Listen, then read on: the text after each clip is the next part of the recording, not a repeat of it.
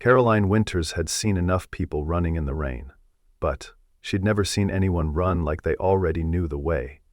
The man carrying the small child didn't head for the main emergency entrance, but turned straight into a dark side passage that even most doctors rarely knew about. She followed in her Mercedes, heart pounding as she realized something impossible to explain. He was running with an eerie precision, as if he'd practiced this exact movement hundreds of times. When the man disappeared through the door, Caroline sat in her car, hands trembling on the steering wheel. The scene had reminded her of the night she lost her sister, the same quiet desperation, the same way someone runs when they've grown too familiar with pain. 3 years earlier, Michael Brooks had been a different man entirely. Back then he'd worn tailored shirts to his software engineering job, spoke confidently in boardrooms about artificial intelligence applications in healthcare, and came home each evening to find his wife Emma waiting with their 5-year-old daughter Sophie. Emma worked as a pediatric nurse at the same hospital where Caroline would later see Michael running through the rain. Their small house in Millbrook had been filled with laughter, the scent of Emma's homemade bread, and Sophie's endless questions about everything, from why the sky was blue to how computers could think. Michael had been designing an innovative AI diagnostic tool that could detect heart conditions in children earlier than any existing technology. The future had seemed bright, predictable, full of promise. Then Emma started having headaches.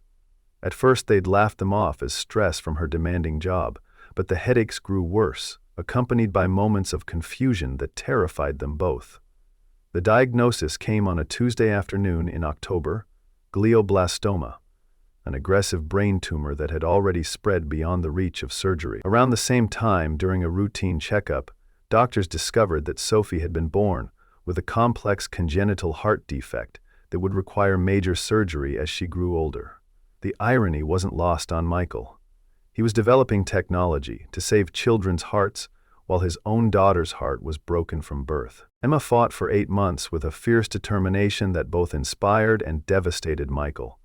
She organized Sophie's care with military precision, creating detailed schedules for medications, doctor appointments, and the gradual preparation for what their life would look like after she was gone. She made Michael promise that he wouldn't let grief consume him, that he would find a way to be both mother and father to Sophie, that he would somehow continue his work because other children needed the technology he was developing. In her final weeks, as the tumor stole her ability to speak clearly, she would hold up the family photo from their last picnic together and point to Sophie, then to Michael, reminding him without words that their daughter needed him to survive this. After Emma's death, Michael discovered that grief was not a single overwhelming wave, but rather a constant undertow that pulled at every decision, every breath, every moment of attempted normalcy. Sophie's heart condition worsened, requiring more frequent hospital visits and increasingly expensive medications. His employer, initially sympathetic, gradually lost patience with his unpredictable schedule and emotional unavailability. When they offered him a reduced role with a significant pay cut, Michael made a choice that surprised everyone, including himself. He quit his prestigious job and took work at Tommy's Auto Repair, a small garage where the owner understood that sometimes a man needed to fix things with his hands when his heart was too broken to fix anything else. The garage work paid barely enough to cover their basic expenses, let alone Sophie's mounting medical bills. Michael had sold their house and moved into a cramped apartment above the garage, where Sophie had decorated her small room with drawings of angels that looked remarkably like Emma. The family photo from their last picnic together had become his most treasured possession, not displayed on a shelf or desk, but carried in his wallet where he could look at it during the hardest moment. He'd developed an almost supernatural ability to recognize when Sophie was having a cardiac episode, timing her breathing patterns and heart rate with the precision of someone whose child's life depended on such vigilance. What Caroline had witnessed that rainy night was the result of countless practice runs to the hospital.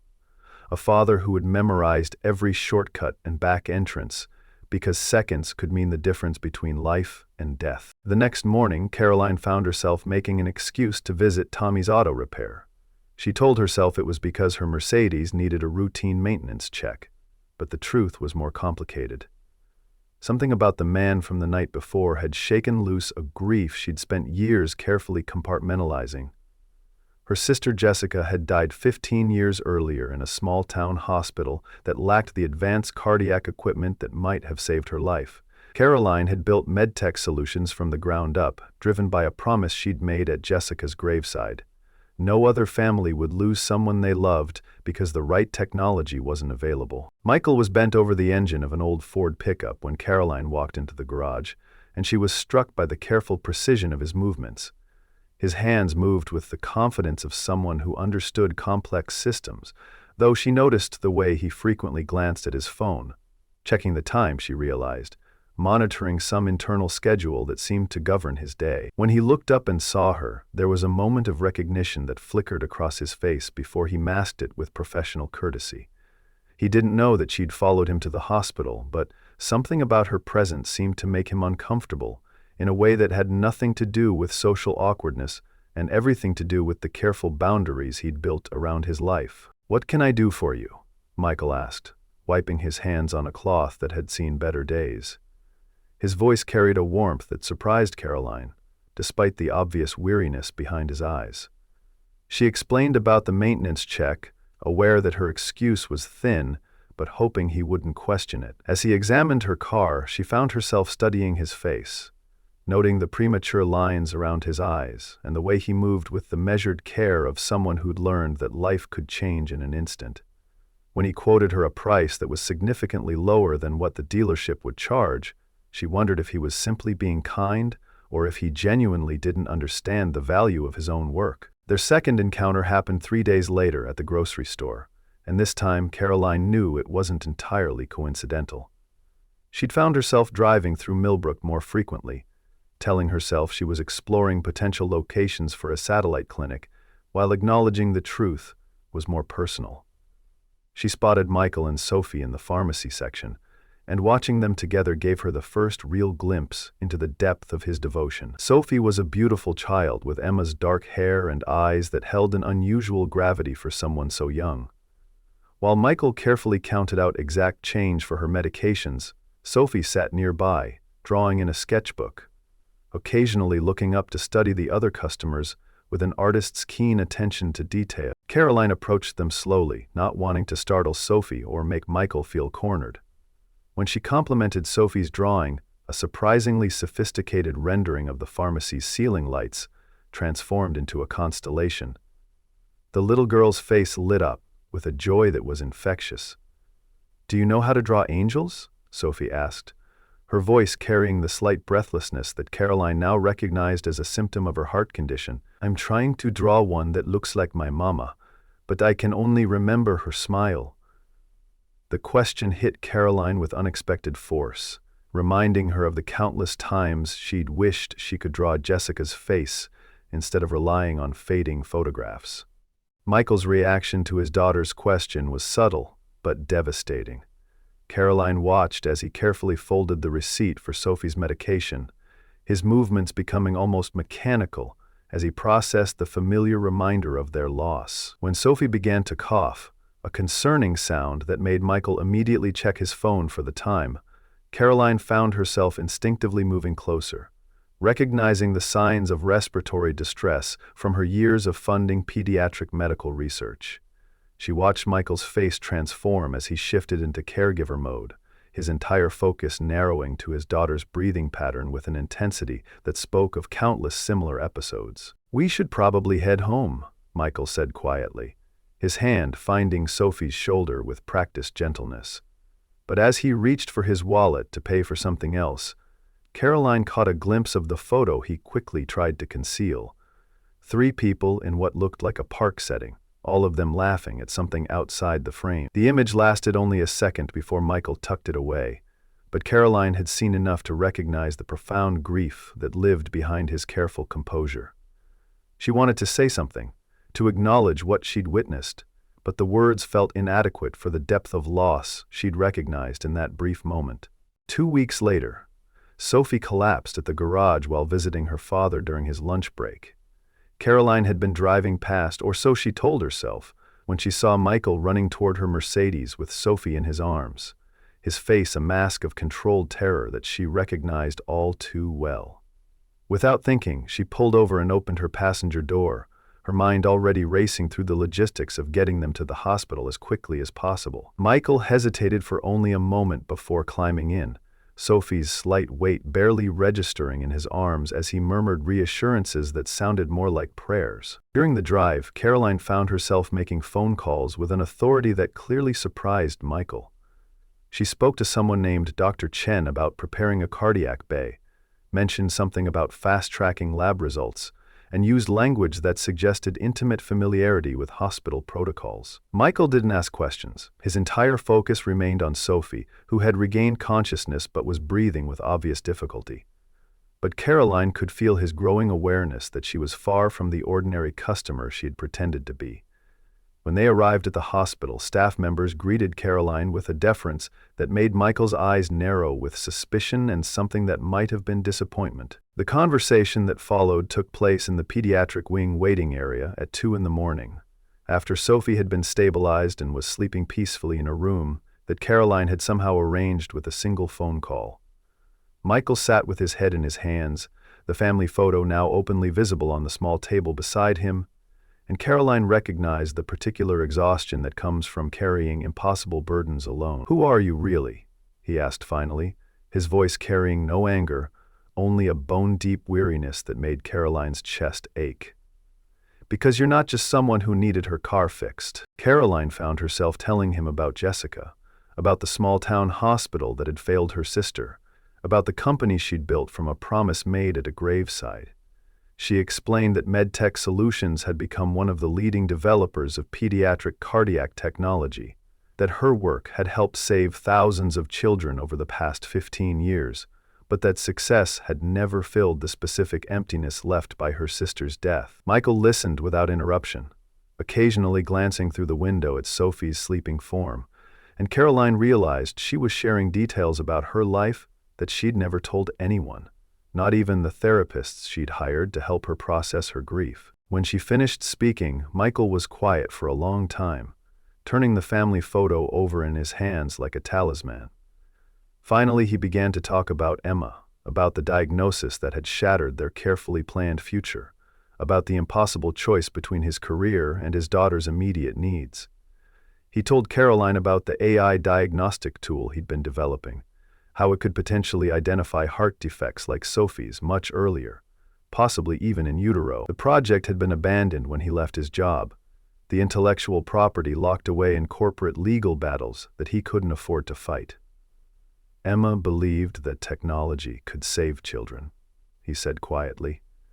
"She died believing I'd find a way to finish what I started." Caroline felt something shift inside her chest as she listened to Michael describe his abandoned project. The diagnostic tool he'd been developing was remarkably similar to something her company had been struggling to perfect for over 2 years. Their top engineers had hit technical barriers that seemed insurmountable, problems that Michael's approach might solve with an elegance that had eluded her entire research team.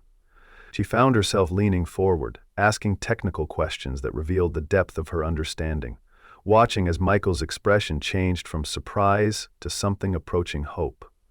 For the first time since Emma's death, he was talking about his work with the passion that had once driven him, and Caroline realized she was seeing glimpses of the man he'd been before grief had forced him to rebuild his life around survival. But their conversation was interrupted by the arrival of Dr. Harrison, the hospital's chief administrator and one of Caroline's most important business partners. He approached them with the confident stride of someone accustomed to commanding attention, his expression shifting from professional courtesy to barely concealed annoyance as he recognized the situation. Caroline watched Michael's face close off as Dr. Harrison's tone made it clear that Sophie's presence in the VIP wing was an unwelcome complication, something that reflected poorly on the hospital's reputation for exclusivity. The contrast between the two men was stark. Michael's quiet dignity in the face of obvious dismissal, Dr. Harrison's casual assumption that economic status determined the value of a child's life. "Caroline, we need to discuss this situation privately," Dr. Harrison said, his voice carrying the kind of authority that expected immediate compliance. But Caroline found herself looking at Michael instead, seeing the way he was already reaching for the family photo, preparing to retreat from a world that had made it clear he didn't belong. She thought about Jessica, about all the children her technology had saved, about the hollow victory of success that hadn't brought her sister back. When she looked at Sophie through the window, a little girl who drew angels and asked strangers about drawing techniques, Caroline realized she was standing at a crossroads that would define not just her career, but the kind of person she was choosing to be. The confrontation that followed revealed the fault lines in Caroline's carefully constructed professional life. Dr. Harrison made it clear that her association with a charity case was potentially damaging to the hospital's reputation and, by extension, to the lucrative contracts that funded much of Caroline's research. He spoke in corporate euphemisms about appropriate boundaries and maintaining professional standards, but his meaning was crystal clear.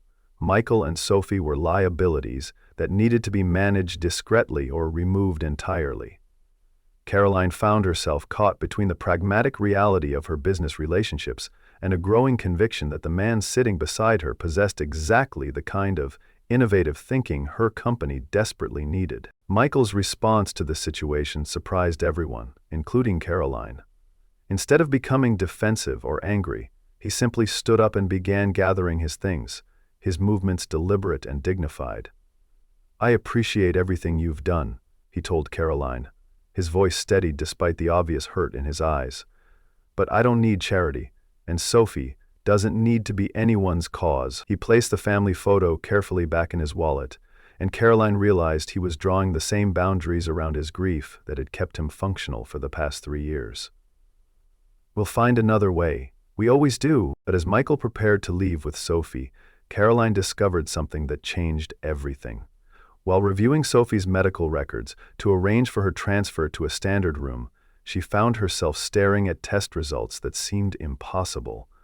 The child's heart defect was identical, down to the most minute anatomical details, to the condition that had killed Jessica 15 years earlier. More than that, Sophie's case presented exactly the kind of diagnostic challenge that Michael's AI system had been designed to solve. If his technology had been available when Jessica was born, her sister might have lived. If it were available now, thousands of children born with similar conditions could be identified and treated before their hearts failed. The revelation hit Caroline with the force of a physical blow. She had spent 15 years building a company, funding research, and developing technology to prevent the kind of loss she'd experienced with Jessica. But the solution she'd been seeking had been sitting in a garage in Millbrook, abandoned because its creator had been forced to choose between his career and his daughter's immediate survival. She looked at Michael, exhausted, proud, carrying burdens that would have broken most people, and realized she wasn't looking at someone who needed her help. She was looking at someone whose help she desperately needed. 3 days later, Michael collapsed at the garage. The official cause was exhaustion and dehydration, but Caroline recognized it as the inevitable result of a man trying to carry impossible weight alone. She arrived at the hospital to find Sophie sitting in the waiting room, drawing pictures of her father while nurses periodically checked on her. The little girl looked up when Caroline approached, her face lighting up with recognition and something that looked remarkably like relief. "Daddy's sleeping," Sophie said, holding up her latest drawing, a surprisingly accurate portrait of Michael with his eyes closed, surrounded by mechanical parts that looked like they were growing into flowers. Caroline sat beside Sophie, accepting the girl's unspoken invitation to wait together. As they sat in the quiet of the hospital corridor, Sophie began to talk about her father, in the way children do when they need to process overwhelming emotions. She told Caroline about how Michael read to her every night, always stopping at the same place in their favorite story so they could continue the next evening. She described the way he checked on her breathing while she slept, thinking she didn't notice his quiet presence in her doorway. Most movingly, she talked about the photo he carried everywhere, how sometimes she caught him looking at it when he thought she wasn't watching, and how she wished she could remember her mother as clearly as he did. When Michael woke up hours later, he found Caroline and Sophie sitting together, sharing a box of crayons and working on what appeared to be a collaborative drawing. Caroline was helping Sophie add technical details to a picture of a heart, explaining in simple terms how blood moved through different chambers, while Sophie added her own artistic interpretation of the process. Michael watched them for several minutes before making his presence known, struck by how natural Caroline looked in the role of someone who cared about his daughter's questions and ideas. It was the first time since Emma's death that Sophie had connected with an adult woman in such an easy, unforced way. The conversation that followed was different from any they'd had before. Caroline brought out a folder that contained Michael's original job application from 4 years earlier, a document she'd kept despite her board's rejection of his candidacy. She told him about the 2 years her engineers had spent trying to solve the same problems his AI system had already addressed, about the technical barriers that had stopped their research, about the children who were still waiting for technology that he'd already developed. "I was wrong," she said simply. "My board was wrong.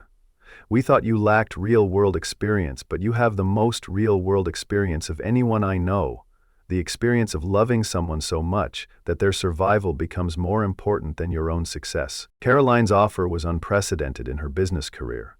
Instead of offering charity or even employment, she proposed a partnership that would give Michael equity in a new startup focused specifically on pediatric diagnostic AI. The financial structure would cover Sophie's medical expenses not as a gift, but as a business investment in the technology that could revolutionize early detection of childhood heart conditions. More importantly, the partnership would allow Michael to complete the work Emma had believed in, to build the legacy she died hoping he would create. "This isn't about helping you," Caroline explained. "This is about building something together that neither of us could create alone." Michael's acceptance of the partnership came not with words, but with an action that surprised them both. He took the family photo from his wallet and, for the first time since Emma's death, placed it where others could see it, on the small table beside Sophie's hospital bed. "Emma would want Sophie to see this," he said quietly. "She'd want Sophie to know that good things can grow from the worst pain, that the people we love stay with us even when they're gone." Caroline understood that she was witnessing something profound, not just Michael's acceptance of her offer, but his first tentative step toward building a future that honored his past without being imprisoned by it. 6 months later, their small office space hummed with the quiet intensity of important work being done. Michael spent his days refining the AI diagnostic algorithms, while Caroline handled the business development and regulatory approvals that would bring their technology to hospitals across the country. Sophie, whose successful heart surgery had been performed using some of the first data from Michael's improved system, often spent afternoons in the office, drawing pictures of the equipment and asking questions that sometimes sparked unexpected insights. The family photo now sat in a small frame on Michael's desk, beside a newer picture taken on the day their first diagnostic system had successfully identified a heart defect in a newborn at Boston Children's Hospital. The most remarkable change wasn't in their professional success, but in the quiet rhythms of their daily life together.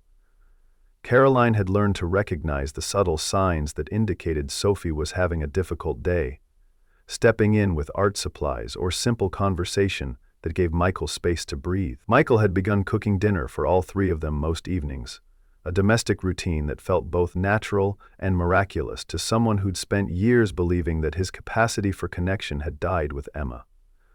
They didn't speak of love in traditional terms. Their bond was something deeper and more complex, built on shared loss and mutual recognition of each other's hidden strengths. Sophie, now thriving with her repaired heart, had become their unofficial emotional barometer and wisdom keeper. One evening, as Caroline helped her with a drawing of the sunset visible from their office window, the 8-year-old made an observation that stopped both adults in their tracks. "I don't understand why grown-ups think they have to be perfect to deserve love," Sophie said, adding careful shades of orange to her sky. "Daddy and Caroline both have broken parts, but when they're together, the broken parts make something beautiful. Like a stained glass window where the cracks are what makes the light shine through." The photo albums on Caroline's desk now contained 2 distinct collections: older pictures of her life with Jessica, and newer images that documented the unexpected family they'd created together. There were photos of Sophie's first day of school after her surgery, pictures of Michael presenting their research at a pediatric cardiology conference, snapshots of quiet Sunday mornings when they worked together in companionable silence. The past hadn't been erased or forgotten, but it had been woven into something larger and more hopeful than any of them had imagined possible. On the anniversary of Emma's death, Michael placed fresh flowers at her grave while Caroline and Sophie waited in the car. When he returned, his eyes were bright with tears, but his expression was peaceful in a way Caroline had never seen before. "I told her about you," he said simply. "About Sophie's surgery, about the children we're helping, about how you taught me that moving forward doesn't mean leaving people behind." Caroline reached for his hand, understanding that this was his way of saying that Emma's memory had been honored, not betrayed, by the love he'd found the courage to build again. Their success had grown beyond anything Caroline had imagined when she first followed a desperate father through the rain. The AI diagnostic system now operated in 47 hospitals across 12 states, identifying heart defects that might otherwise have gone undetected until it was too late. Each successful diagnosis felt like a small miracle, a life saved because two broken people had found the courage to trust each other with their pain. Medical journals wrote about their innovative partnership between private industry and individual brilliance, but Caroline knew the real story was much simpler and more profound. Sometimes the most important work we do comes from the places where our hearts have been broken open. The evening light streaming through their office windows caught the edge of the family photos on Michael's desk, illuminating faces from both past and present. Sophie worked quietly at her small table, drawing what looked like a blueprint for a machine that could measure happiness. Caroline reviewed reports from hospitals where their technology had just saved another child's life. Michael fine-tuned algorithms that would make early detection even more precise and accessible. They worked in the kind of comfortable silence that only comes when people understand that they don't need to fill every moment with words, that presence itself can be a form of love. Sometimes the most profound connections form not in moments of joy, but in the spaces where grief has carved out room for unprecedented depth of understanding. Caroline had learned that healing didn't mean forgetting Jessica, just as Michael had discovered that loving again didn't diminish what he'd shared with Emma. Sophie, wise beyond her years, had taught them both that families can be created not just through birth or marriage, but through the conscious choice to remain present during each other's darkest and brightest moments, to build something beautiful from the raw materials of loss and hope.